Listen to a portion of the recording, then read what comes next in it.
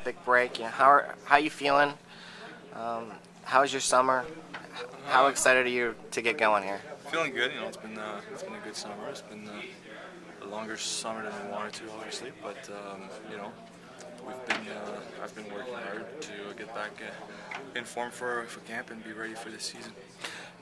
There was a great quote that Doc Emmerich said after the gold medal game. He said, come June or July, everyone will sort of understand what it meant. So looking back, now that you've had the time to look back on Vancouver and going to the Olympics, any new thoughts or any?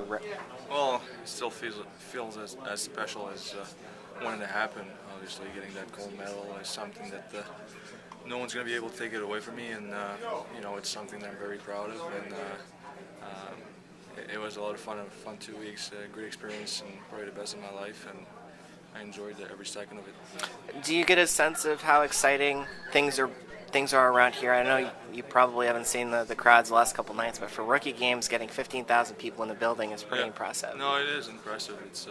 It's great. It shows how excited the fans are, and they just want the season to be going. But also, I think they realize how good our young guys are, and I think the future is bright for the fans, but also for us. You were here in 2004 as an 18-year-old? Yeah. So what advice do you have for Tyler Seguin about growing up in Boston and really becoming a professional? Well, he's got to have fun with it. Take every situation, learn from every situation, and it's a learning process. Obviously, don't put too much pressure on yourself, and just learn as much as you can. Obviously, from my point of view, when I was 18, I was learning so much from the older guys, and it was just so much fun, and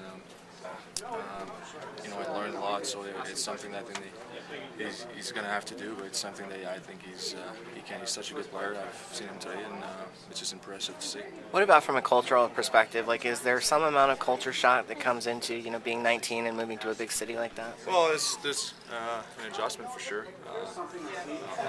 On my side, my first year was the language barrier.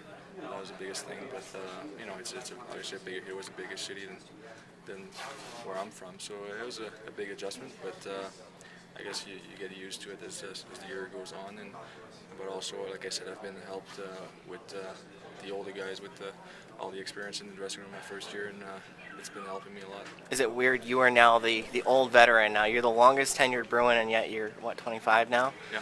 How does that feel? I mean, it's really weird because I still think of myself as young. I'm 26.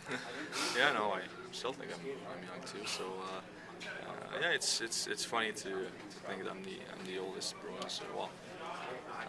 Longest, I guess, Bruins, and that's something weird, but it's fun. I'm honored to be able to stay Bruins for a long time, and I want to keep that going. But at the same time, I still feel young, like you said, and but again, I'm here to help if there's some young guys that need some question. Do you think of yourself as mature now? Far more, maybe not Mark Recchi mature, but mature.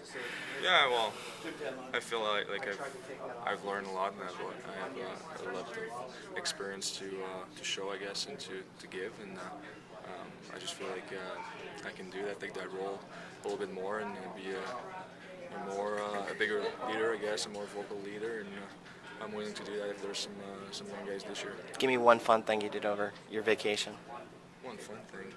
What was the highlight? I don't know. I think my week in Mexico. I went for a week after the season. It was nice to relax and sit on the beach and get some sun. Were you able to go